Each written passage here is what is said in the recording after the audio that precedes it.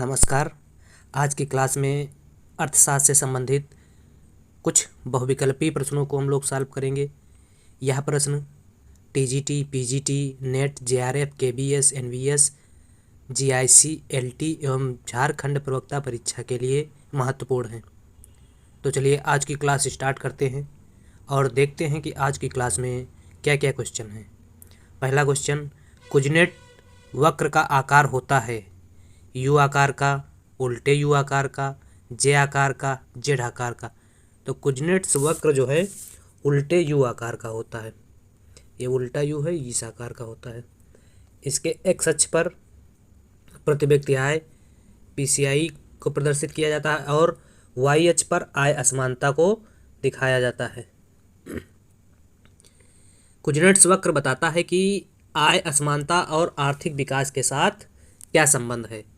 आय असमानता बढ़ने पर आर्थिक विकास क्या होता है और आर्थिक विकास बढ़ने या घटने पर आय असमानता पर क्या प्रभाव पड़ता है। तो इसका आंसर हो जाएगा 1 नंबर क्वेश्चन का बी। अगला 2 नंबर क्वेश्चन, निम्न में से किस अवस्था में पूर्ण रोजगार प्राप्त किया जा सकता है। समृद्धि की अवस्था में, मंदी, तेजी, पुनरुद्धार। तो समृद्धि की अवस्था में पूर्ण रोजगार प्राप्त किया जा सकता है। 2 का आंसर ए हो जाएगा। 3, अंतर्राष्ट्रीय व्यापार का प्रमुख लाभ है। क्या लाभ है? उच्च जीवन स्तर, सही है। विशिष्टीकरण, श्रम विभाजन या विशिष्टीकरण, ये भी सही है। आर्थिक विकास की तीव्र गति, ये भी सही है। तो अंतर्राष्ट्रीय व्यापार के उपयुक्त सभी लाभ है। 3 का डी हो जाएगा। इसके अलावा अंतर्राष्ट्रीय व्यापार के क्या लाभ है? अंतर्राष्ट्रीय व्यापार से एक देश का दूसरे देश के साथ जब व्यापार होता है तो एक देश की सभ्यता एवं संस्कृति का आदान प्रदान होता है, यह भी एक लाभ है। इसके अलावा तकनीक का आदान प्रदान होता है, यह भी एक लाभ है।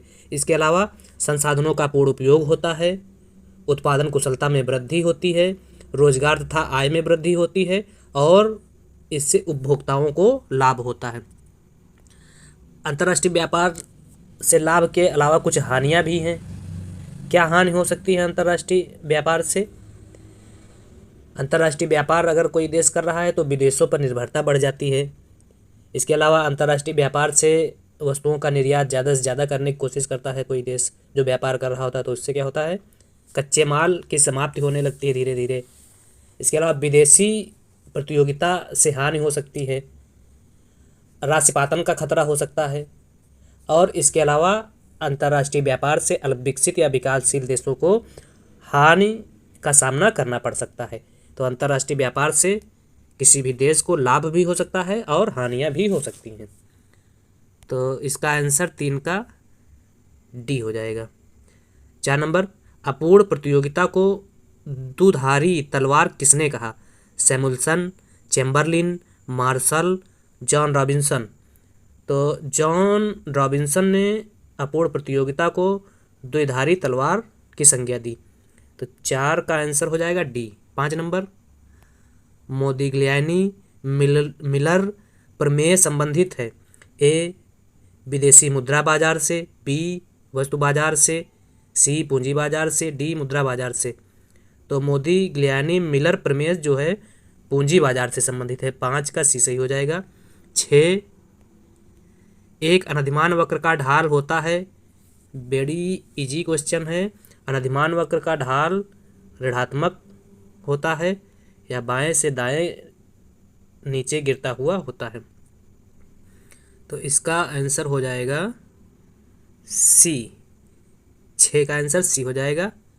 7, एक वस्तु की कीमत में गिरावट या कमी होने पर उपभोक्ता की वास्तविक आय, वस्तु की कीमत में कमी या गिरावट होने पर उपभोक्ता की वास्तविक आय जो है वह बढ़ती है। क्यों बढ़ेगी? वस्तु की कीमत अगर कम हो जाएगी तो बचत ज़्यादा हो जाएगी, बचत अगर बढ़ जाएगी तो इससे क्या होगा? उपभोक्ता की आय जो है वास्तविक आय बढ़ जाएगी। तो 7 का ए सही हो जाएगा। 8 नंबर क्वेश्चन, गिफिन वस्तु के संबंध में क्या सही है? प्रबल प्रतिस्थापन प्रभाव, प्रबल धनात्मक आय प्रभाव, प्रबल ऋणात्मक आय प्रभाव, कोई नहीं। तो गिफिन वस्तुओं के संबंध में प्रबल धनात्मक आय प्रभाव होता है। 8 का बी सही हो जाएगा। 9, उपभोक्ता साम्य की स्थिति में तब होता है जब तो उपभोक्ता साम्य की स्थिति में जब होता है जब MU शून्य होता है, जब मार्जिनल यूटिलिटी शून्य होती है तो टोटल यूटिलिटी कुल उपयोगिता अधिकतम होती है, सर्वोच्च होती है। उस समय क्या होता है, उपभोक्ता साम्य की स्थिति में होता है। तो 9 का आंसर हो जाएगा बी। 10 एक किताब का नाम है, मूल्य एवं पूंजी के लेखक हैं। तो मूल्य एवं पूंजी के लेखक फिशर हैं, कीन्स है, डाल्टन है, हिक्स हैं। तो इस पुस्तक के लेखक, वैल्यू एंड कैपिटल पुस्तक के लेखक जो है हिक्स हैं। 10 का डी हो जाएगा। 11 लागत प्रेरित मुद्रास्फीति का कारण है निवेश में वृद्धि, बचत प्रवृत्ति में वृद्धि, कच्चे माल की कमी, इनमें से कोई नहीं। तो लागत प्रेरित मुद्रास्फीति का कारण कच्चे माल की कमी है। 11 सी हो जाएगा। लागत प्रेरित मुद्रास्फीति से क्या तात्पर्य है कि जब वस्तुओं तथा सेवाओं की लागत में वृद्धि के कारण कीमत स्तर बढ़ती है तो उसे क्या कहते हैं, लागत प्रेरित मुद्रास्फीति। और जब कच्चे माल की अर्थव्यवस्था में कमी होगी तो उससे क्या होगा, उसकी कीमतें, कच्चे माल की कीमतें बढ़ेंगी, जो क्या कहलाएंगी, लागत प्रेरित स्फीति कहलाएगी। तो कच्चे माल की कीमतों में वृद्धि जो है लागत प्रेरित स्फीति का कारण है। अगला 12 नंबर क्वेश्चन, जब मुद्रास्फीति 10 से 20% के बीच हो तो वह है दौड़ती स्फीति, रेंगती स्फीति, चलती स्फीति, अतिस्फीति। तो जब मुद्रास्फीति 10 से 20% के बीच में होती है तो उसे दौड़ती हुई मुद्रास्फीति कहा जाता है। मुद्रास्फीति, सरकती मुद्रास्फीति, इसका दायरा 1 से 5% के बीच में होता है। टहलती मुद्रास्फीति 5 से 15% के बीच में होता है। दौड़ती या 15 से 50% के बीच में होता है। तो इसमें पूछा गया है 10 से 20% के बीच में, तो यह दौड़ती में ही आ जाएगा, 15 से 50% के बीच में। इसके अलावा 50% से ऊपर जो स्फीति होती है उसे हाइपर स्फीति या अति मुद्रास्फीति कहा जाता है। मुद्रास्फीति को मिल्टन फ्रीडमैन एक मौद्रिक घटना मानते हैं। तो इस प्रकार से इसका आंसर 12 का दौड़ती मुद्रास्फीति हो जाएगा। 13 नंबर, मुद्रास्फीति अन्यायपूर्ण है तथा अवस्फीति अनुचित, दोनों में अवस्फीति अधिक खराब है। यह कथन किसका है, तो यह कथन पीगू का है, और सॉरी यह कथन केन्स का है, पीगू नहीं केन्स का है। अगला 14 नंबर, मुद्रास्फीति के संबंध में कुछ कथन हैं, उनको जान लेते हैं क्या कथन है। तो मुद्रास्फीति को मौद्रिक घटना मानते हैं। कौन मानता है मौद्रिक घटना, फ्रीडमैन मुद्रास्फीति को एक मौद्रिक प्रतिभास मानते हैं। इसके अलावा मुद्रास्फीति को पूर्ण रोजगार घटना मानते हैं। केन्स मुद्रास्फीति को एक पूर्ण रोजगार घटना मानते हैं। वकील एवं ब्रह्मानंद ने मुद्रास्फीति की तुलना डाकू से की और मुद्रास्फीति का खोज सिद्धांत फेलनर ने दिया था। यह मुद्रास्फीति के संबंध में कुछ कथन थे। अगला क्वेश्चन, लैंगिक बजट प्रणाली सर्वप्रथम किस देश में प्रारंभ की गई। तो लैंगिक बजट प्रणाली सर्वप्रथम 1982-83 में ऑस्ट्रेलिया में प्रारंभ की गई थी। तो इसका आंसर हो जाएगा 14 का सी। क्या है लैंगिक बजट प्रणाली, तो लैंगिक बजट प्रणाली जो है महिला सशक्तिकरण की दिशा में एक सशक्त प्रयास है।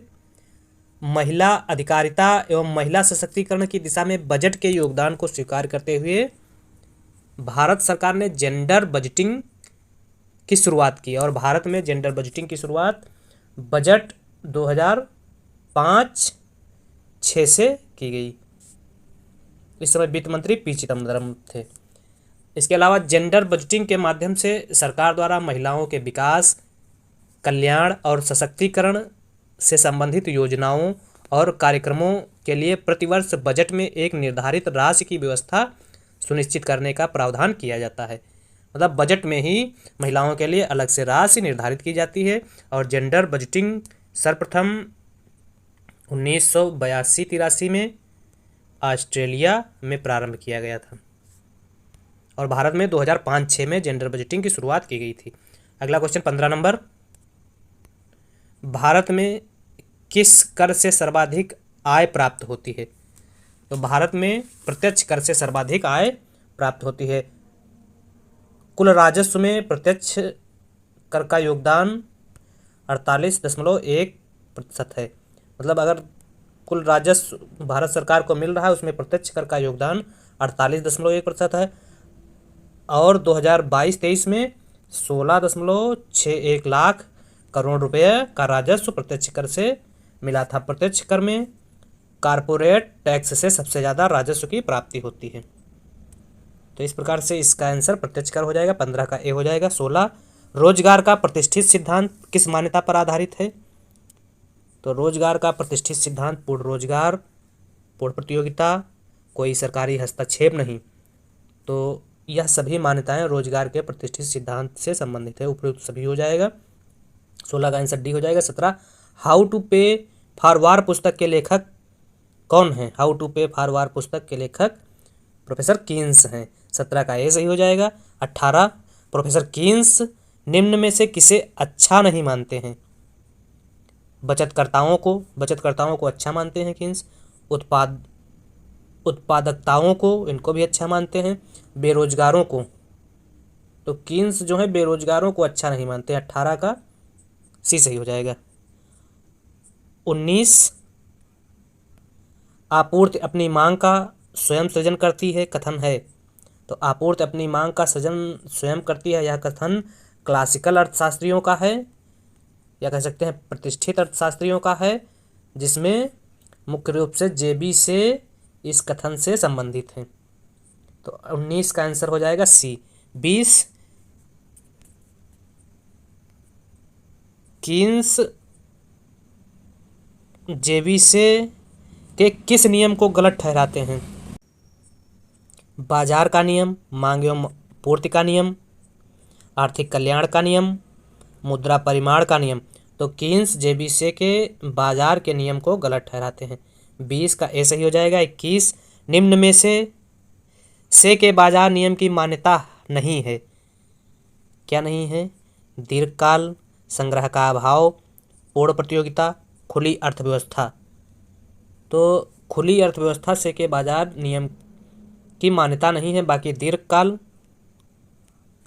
संग्रह का अभाव और पूर्ण प्रतियोगिता की मान्यता दीर्घकाल या क्लासिकल सिद्धांत में ली गई है, या से के बाजार में ली गई है। तो 21 का आंसर हो जाएगा डी। 22 नंबर क्वेश्चन, रोजगार गुणक का प्रतिपादन किया। तो रोजगार गुणक का प्रतिपादन आर.एफ. काहन द्वारा किया गया था। 22 डी हो जाएगा। इसके अलावा कीन्स का रोजगार गुणक निवेश गुणक से संबंधित था। अगला 23 नंबर क्वेश्चन, एमपीसी दिया है, गुणक का मान पूछ रहा है। तो गुणक के बराबर 1/1 माइनस एमपीसी। तो 1/1 माइनस एमपीसी 0.5। तो इसको घटाने पर 1/0.5 बचेगा। तो 2 आंसर आ जाएगा। 2। 23 का ए सही हो जाएगा। 24, गुणक त्वरक गुणक व्यक्त किया जाता है। तो त्वरक गुणक डेल्टा आई अपान डेल्टा सी। मतलब उपभोग में परिवर्तन से निवेश में होने वाले परिवर्तन की मात्रा को क्या कहा जाता है? त्वरक गुणांक कहा जाता है। तो 24 का आंसर हो जाएगा बी। अगला 25 नंबर, वैगनर लॉ प्रत्यक्ष रूप से संबंधित है। तो वैगनर लॉ प्रत्यक्ष रूप से बढ़ते ऋण बोझ से, अप्रत्यक्ष कर से, राज्य की बढ़ती क्रियाओं से, प्रत्यक्ष कर से। तो वैगनर लॉ राज्य की बढ़ती क्रियाओं से संबंध रखता है। 25 ए सही हो जाएगा। 26 नंबर क्वेश्चन, निम्न चित्र में कर की संपूर्ण राशि या भार सहन करता है। तो इस चित्र में कर की संपूर्ण राशि विक्रेता द्वारा वहन की जाती है। अगला, निम्न में से राजकोषीय नीति का उपकरण नहीं है। तो करारोपण, करारोपण,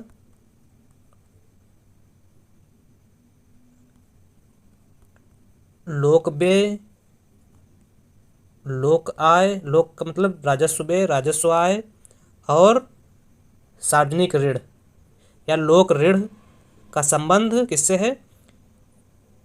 राजकोषीय नीति से है। इसमें क्या क्या है ऑप्शन में? करारोपण है, ये सही हो जाएगा। लोक ऋण है, ये भी सही हो जाएगा। बैंक दर नहीं है तो ये गलत हो जाएगा। और लोक ब्याज, लोक व्यय है, ये तीनों सही हो जाएंगे, बैंक दर नहीं होगा। तो 27 का आंसर हो जाएगा। क्या पूछ रहा है? राजकोषीय नीति का उपकरण नहीं है तो बैंक दर नहीं है। बैंक दर मौद्रिक नीति का उपकरण है। अगला 28 नंबर क्वेश्चन, घाटे की वित्त व्यवस्था बताती है। क्या बताती है? कीमत वृद्धि, कीमत गिरावट, कीमत नियंत्रण, कोई नहीं। तो घाटे की वित्त व्यवस्था जो है कीमत में वृद्धि को बताती है। 28 ए सही हो जाएगा।